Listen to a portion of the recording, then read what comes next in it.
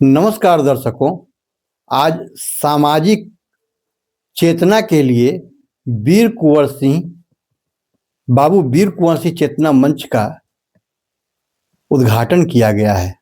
बैठक भी है। सुनते हैं यहाँ वक्ताओं को। समाज के अंदर जो कुरीतियां है, नशा मुक्ति या शिक्षा या ये गरीब मेधावी बच्चों के शिक्षा, उसके शादी विवाह में ये सब कहीं कठिनाई है, तो हम उसमें क्या उनकी सहयोग कर सकते हैं, मदद कर सकते हैं। सभी को बहुत बहुत धन्यवाद।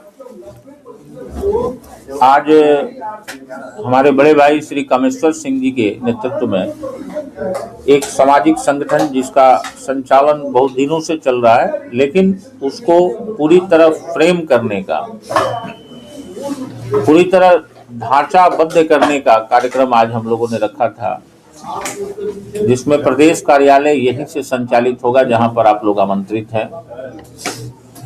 और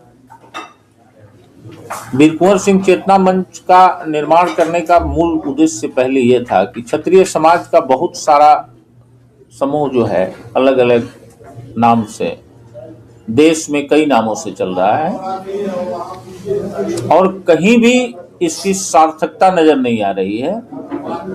तो हम लोगों ने एक वीर कुंवर सिंह चेतना मंच को ऐसा बनाया कि एक पूर्ण सामाजिक संगठन हो। उसका प्रथम उद्देश्य इस समाज में सभी वर्ग के लोगों को जिस प्रकार उनके बारे में सरकार चिंता कर रही है, उनको उचित भागीदारी मिल रही है, तो हमें भी मिले, सबको न्याय मिले, हमें भी नजरअंदाज नहीं किया जाए, सबके उद्देश्यों की पूर्ति हो तो हमें भी नजरअंदाज नहीं किया जाए। ऐसे कई विषयों को ध्यान में रखते हुए और जितने संगठन जो चल रहे हैं, जो दिशाहीन तरीके से चल रहे हैं, उन लोगों को एक मंच पर लाने की कोशिश के लिए हम लोगों ने ये वीर कुंवर सिंह चेतना मंच का निर्माण किया है। और इसमें किसी एक जाति के लिए विशेष काम नहीं करना है, करना सभी जाति को है, सभी जाति के लिए है। सबकी बहन बेटियां हमारी बहन बेटियां हैं। देश सेवा में हमने अपने प्राणों की आहुति जब जब जरूरत पड़ी है दी है।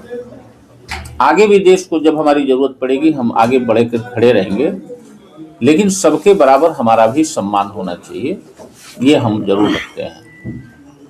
समय बदला है, जो प्रश्न उठता है, बहुत सारे सामाजिक मंच है। इसके पहले भी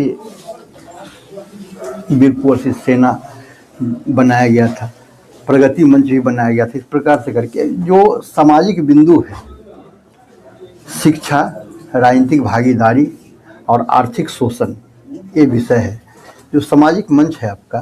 तो इसमें किस प्रकार से आप योजना बना रहे हैं कि लोगों को समन्वित किया जाए, शामिल किया जाए? मैंने अभी आपको बताया श्रीमान, हमारी कोशिश है कि समाज के सभी वर्गों का ध्यान रखा जाए, हमें भी नजरअंदाज नहीं किया जाए।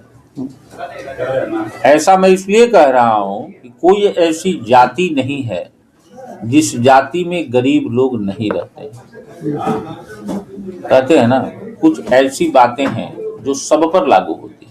शब्द गरीब, किसान और मजदूर, ये हर जाति से आते हैं, इनका विशेष ख्याल रखा जाए। सबके बेटा बेटियों के पढ़ने की सही व्यवस्था हो, एक गरीब का बेटा बेटी भी अच्छे विद्यालयों में पढ़ सके, चाहे वह किसी भी जाति का हो। शिक्षा के प्रति जो रुझान अभी बढ़ रहा है और परेशानियां भी बहुत बड़ी हैं, खासकर छात्राओं के बीच में, इसको सुरक्षित करने के लिए और बेहतर शिक्षा के लिए आप लोग किस प्रकार से कार्यक्रम चलाएंगे? देखिए, मैं आपको बता दे रहा हूँ, मैं कर रहा हूँ, करूंगा नहीं, मैं आज कर रहा हूँ। मैं आपको बता देता हूँ, कई सामाजिक संगठनों के साथ मैं काम कर रहा हूँ।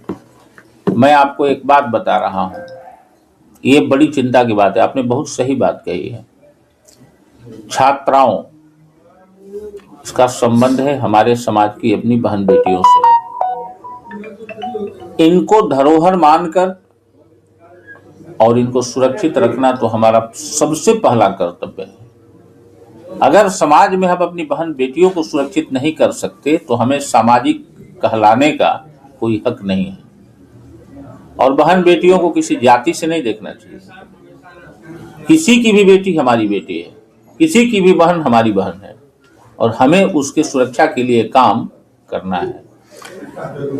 शिक्षा का स्तर इतना गिरा है सामाजिक स्तर पर कि पहले जो आपने अभी बात कहा, पहले एक जुमला चलता था, बेटी सारे समाज की, और जवान बेटी को लोग पैर के ऊपर नहीं देखने की परंपरा थी। तो अब तो देखने का सिलसिला ही बदल गया है।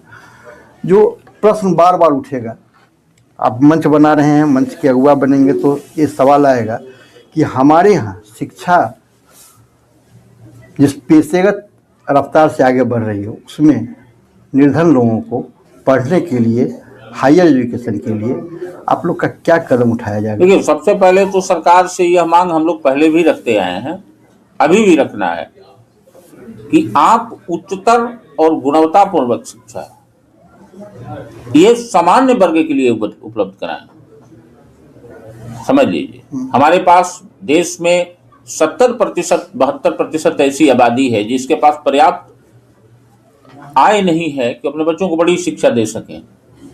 लेकिन बिना शिक्षित किए बेटा बेटियों को हम एक बड़े समाज का और एक विकसित राष्ट्र का निर्माण कल्पना से परे है। वो ये सोचना व्यर्थ है कि अगर हमारे बच्चे ग्राउंड लेवल पर पढ़े लिखे नहीं होंगे, वो शैक्षणिक रूप से मजबूत नहीं होंगे, तो फिर हमारे देश का विकास नहीं होगा।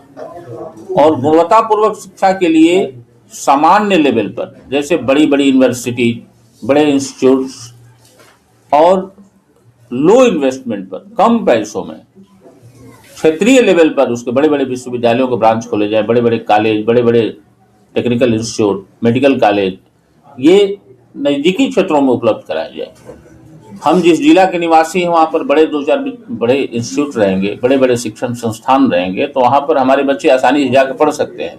और सरकार को इस पर ध्यान देना होगा। मैंने आपको कहा कि किसी वर्ण की बात ना करते हुए किसी भी हर गरीब की बच्चियों की पढ़ने की व्यवस्था की जाए, जिसमें जात निमित्त नहीं हो। क्योंकि ये पहले मान लीजिए कि कभी कुछ वर्ग बढ़िया थे, कुछ वर्ग कमजोर रह गए। अब आप किसी को कमजोर से मजबूत बनाने के लिए चल रहे हैं तो एक वर्ग को कमजोर करके कर रहे हैं, तो तराजू का पलड़ा जो है ऊपर नीचे होता रहेगा ना। आपको बैलेंस करने के लिए सबको एक बराबर लेके चलना पड़ेगा। गरीब युवा राजनीतिक कार्यकर्ता जिनका कहना है कि बाबू वीर कुंवर सिंह के नाम से बहुतों मंच हैं और सामाजिक क्षेत्र में काम कर रहे हैं, लेकिन समाज के लिए आवश्यकता के अनुसार जो काम किया जाना चाहिए सामाजिक कमी को दूर करने के लिए, उस दिशा में काम नहीं है।